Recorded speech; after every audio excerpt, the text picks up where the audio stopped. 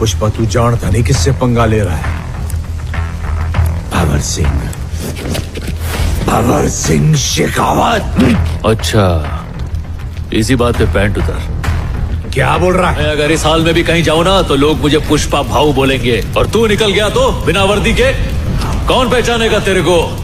एक कुत्ता भी तेरी इज्जत नहीं करेगा। বন্ধুসকল কেনেকুৱা পালে শ্বৰ্ট মুভিটো চাই? নিশ্চয় ভাল পালে চাগে। আৰু সম্পূৰ্ণ ভিডিঅ' চাবলৈ হ'লে মানে আপোনালোকে পাপু গগৈ নামৰ ইউটিউব চেনেলটো ছাবস্ক্ৰাইব কৰিব লাগিব। আৰু সম্পূৰ্ণ ভিডিঅ'টো পাপু গগৈ ইউটিউব চেনেলত দিয়া হৈছে, আৰু তাত মই আৰু লালুৱে অভিনয় কৰি আছোঁ আমি, আৰু বনাইছে আমাৰ ডিৰেক্টৰ পাপু হয়। আৰু পাপুৱে সম্পূৰ্ণ ভিডিঅ'টো পাপুৰ ইউটিউব চেনেলতহে চাবলৈ পাব। আৰু যিমানবিলাক নতুন চিনেমাৰ যিমানবিলাক নতুন চিনেমা আহিব আপোনাৰ ধুনীয়া ভাল লগা চিনটো আমি আপোনালোকক দেখুৱাবলৈ চেষ্টা কৰিম। আৰু পাপু গগৈ চেনেলটো আপোনালোকে ছাবস্ক্ৰাইব কৰি দিব। আৰু মোৰ ভিডিঅ'ৰ তলত মই পাপু গগৈ লিংকটো দি দিম, আপোনালোকে তাত গৈও আপোনালোকে পাপু গগৈ চেনেলটো ছাবস্ক্ৰাইব কৰিব পাৰিব। ধন্যবাদ। तेरी झलक शर्फी श्रीवल्ली नैना मदक बर्फी, तेरी झलक शर्फी श्रीवल्ली बातें करे जो हल्फी।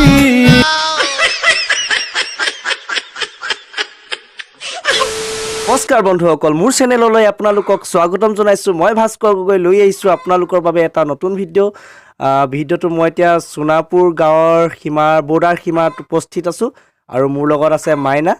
আমি নতুন এটা মন্দিৰ স্থাপিত হৈছে, শিৱ মন্দিৰ, তাকে দেখুৱাবলৈ ভিডিঅ'টো বনাইছোঁ। আপোনালোকে মোৰ ভিডিঅ'টো শেষলৈকে চাই থাকিব।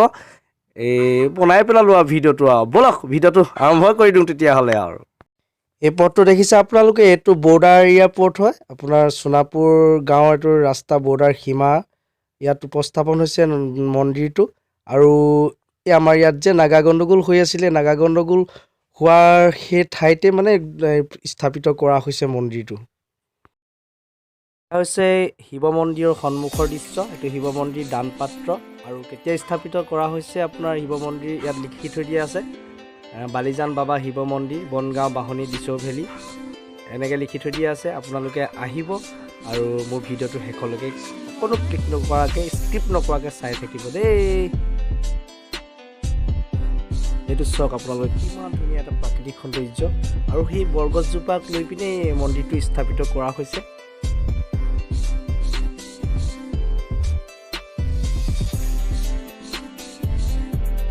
ওম নমঃ শিৱায়, ওম নমঃ শিৱায়। আমি প্ৰৱেশ কৰিছোঁ আৰু মন্দিৰৰ ভিতৰলৈ এনেকৈ গৈ আছোঁ। এনেকৈ যাব লাগিব আপোনালোকে। নতুনকৈ বনাই আছে ৰাস্তাটো।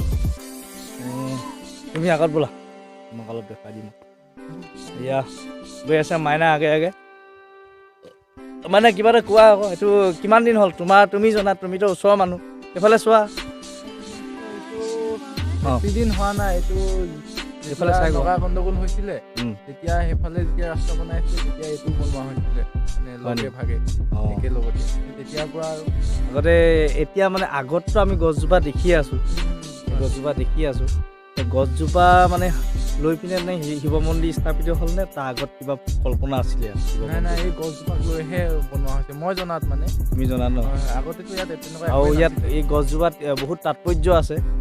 আগত কোৱা শুনিছোঁ মানে গছজোপাত মানে সোণৰ লাখতি আছে, সোণৰ কলচী আছে বুলি আমি কোৱা শুনো। তোমাৰ ধাৰণা কি? আমি গছজোপাৰ বিষয়টো আগতে মই তেনেকুৱা ধৰণৰ একো শুনা নাই বাৰু দেই। তুমি নাই শুনা নেকি? আমি শুনো মানে সৰু থাকোঁতে বোলে গছজোপা এনেকুৱা তেনেকুৱা ঢেৰ কথা কয় বোলে ইয়াত। তাকে আমি গৈ আছোঁ এতিয়া মন্দিৰলৈ। আপোনালোকে ভিডিঅ'টো শেষলৈকে চাই থাকিব আৰু দেখুৱাই যাম আপোনালোকক। আপোনালোক আহিব ইয়াত, মনোবাঞ্ছা কামনা হয় ইয়ালৈ আহিলে। মানে আপুনি যদি চাকি এগছযোৰ জ্বলাই নহয়, যি ফল পাবলগীয়া থাকে পাই যায়। বহুত মানে ইয়াত প্ৰমাণ পাইছে, সেইকাৰণে স্থাপিত হ'ল চাগে, মই বৰ বিশেষকৈ নাজানো। আৰু তুমি কি কোৱা? মনোবাঞ্ছা পূৰণ হয় নে ইয়ালৈ আহিলে? মানে পূৰণ হয় বুলিয়ে ভাবোঁ বাৰু। তেনেকুৱা কিবা উদাহৰণ আছে নেকি? উদাহৰণটো এতিয়া নতুনকৈ হৈছে, গম নাপাম আৰু।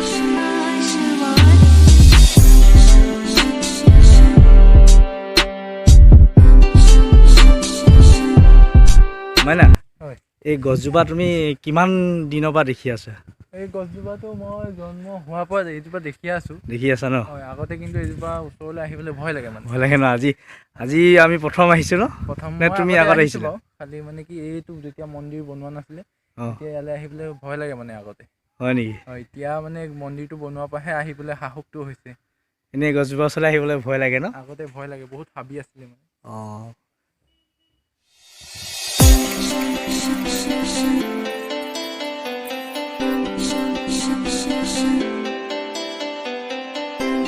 নমস্কাৰ বন্ধুসকল আমাৰ দেখুৱাইছোঁ আমাৰ ইয়াৰ ভোলা বাবা ভক্ত হয় যেতিয়া মন্দিৰটো স্থাপিত হৈছে তেতিয়াৰ পৰা এখেত আছে বুলি কৈছে আপুনি কিমান দিনৰ পৰা আছে ইয়াত মোৰ গুৰু এজন আছে অঁ মই পিছতহে আহিছোঁ অঁ আপুনি পিছতে আহিছে গুৰুজন এতিয়া ক'ত থাকে গুৰুজন আমাৰ এই বাহনী বাগানত হয় নেকি আপুনি বাহনী বাগানৰ নেকি মই হেৰি বনগাঁও নেকি বনগাঁও অঁ এজন আমাৰ ভোলা বাবা ভক্ত হয় ইয়াত থাকে মানে দিনে ৰাতিয়ে মানে এজন আপুনি দিনে ৰাতিয়ে থাকে ইয়াত নাই ৰাতি নাথাকোঁ এতিয়া অঁ ঘৰ চৰ নাই যে আমাৰ অঁ সেইটো কাৰণে এতিয়া থাকিবলৈ দিগদাৰী হয় ইয়াত আগত আছিলে নে ৰাতি কিবা দিগদাৰ দিয়ে নেকি এনেই থাকিলে মানে নিদিয়ে হয় নেকি কীৰ্তন চিৰ্তন হ'লে থকা হয় লাইট এই জেণ্টাৰ দিয়ে বাগানৰ ফালৰ পৰা অঁ এনেই ইয়াত কিমান ভক্ত আহে আপোনালোকৰ ইয়াত আমাৰ এতিয়া এইটো বাহনী ৰাইজ বাগানৰ গোটেইখিনি ভক্ত আহে অঁ ভক্ত আহিছে ভাল ইয়াত মানে এনেই এইটো আৰু ভগৱানৰ আশীৰ্বাদত অঁ এনেই প্ৰমাণ পায় নাই ইয়াত যে ভক্তসকল আহিলে মানে কিবা প্ৰমাণ আছে, পায় নহয় পাই অঁ নিশ্চয় পাইছোঁ আমি গতিকে আমি এয়া মন্দিৰ পাতি পেলাই আমি আৰু নিজে স্থাপন কৰি পেলাই আৰু ফুল পাণ জ্বলে গাখীৰে পুহি আছোঁ এনেই কেনেকুৱা অনুভৱ হয় আপোনাৰ আনন্দ লাগে নে কেতিয়াবা ভাল লাগে নে আনে ভোলা বাবা কাষত পোৱা নিচিনা লাগি থাকে চাগে গোটেই দিনটো আনন্দ মনতে থাকোঁ আমি সেইটো নাখাওঁ আহে ৰাইজে সেৱা কৰে অঁ ফুট চুট দিওঁ দান দক্ষিণা দি পেলাই যায়গৈ আৰু ঠিক আছে ধন্যবাদ থাকিল এইটো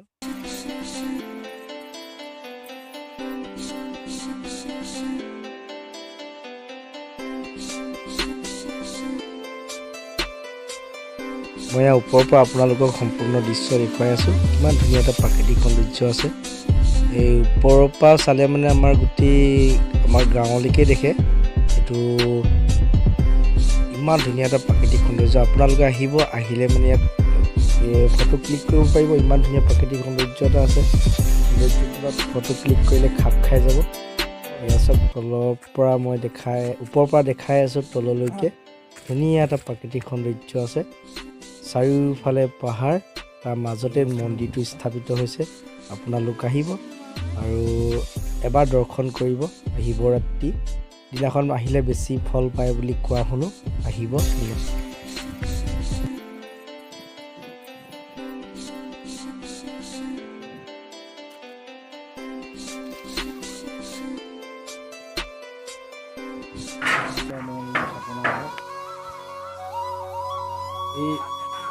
এয়া হৈছে মূল এখন আসন ভাগ হয় আৰু শিৱ মন্দিৰ আসন ভাগ আপোনালোকে আহিব দৃঢ় বিশ্বাসে আহিব ইয়ালৈ আৰু মনত যাতে বেয়া ভাৱ লৈ নাহে তেনেকৈ আহিব ইয়াত এটা সেৱা কৰি যাব আহিব সকলোকে অনুৰোধ কৰিছোঁ আহিবলৈ আমাৰ শিৱ বাবা মন্দিৰ হয় আহিব আপোনালোকে দৰ্শন কৰিব